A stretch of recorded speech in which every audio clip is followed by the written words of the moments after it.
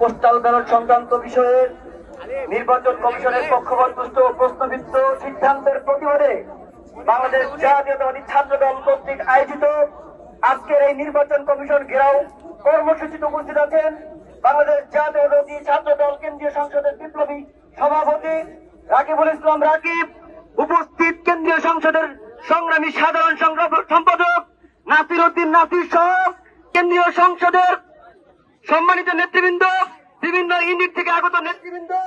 আজকে আমাদের জুলাই বিপ্লব পরবর্তী আমরা যে দুঃশাসন, নিপীড়ন, নির্যাতনের বিরুদ্ধে দেশ নেত্রী বেগম খালেদা জিয়া নেতৃত্বে দীর্ঘ 17 বছর আন্দোলন সংগ্রাম করেছিলাম। তার পরবর্তীতে আজকে আমাদেরকে এই সুসময়ে এসেও নির্বাচন কমিশনের মতো একটি রাষ্ট্রীয় কাঠামোর সামনে এসে আমাদের দাঁড়াতে হবে। এটি আমাদের কল্পনাতীত।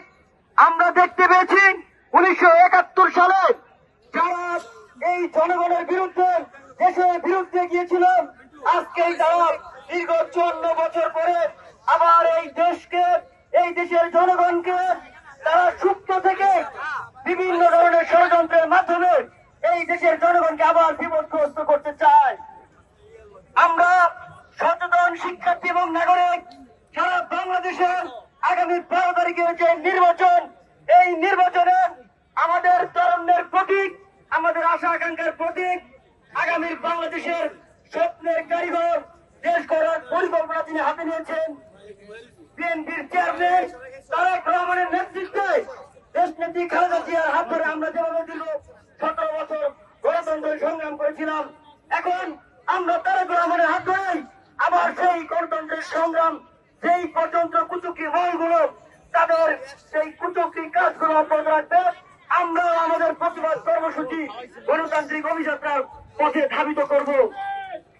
আমরা আজকে নির্বাচন কমিশন ঘেরাও করতে এসেছি।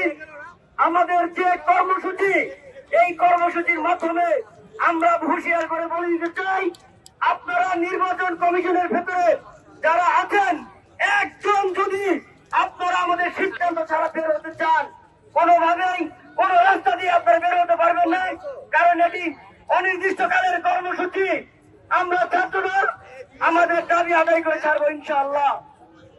আপনারা ইতিমধ্যে মোটামুটি কাজকর্ম করেছেন, আপনারা প্রশাসনের বিভিন্ন স্তরে আপনাদের সেট আপ করে দিয়েছেন, কিন্তু 12 তারিখের নির্বাচনের পরে কোন সেট আপ আর কাজ হবে না। আমরা জানি প্রশাসনের কারা কাদেরকে অন্তর্ভুক্ত করছেন।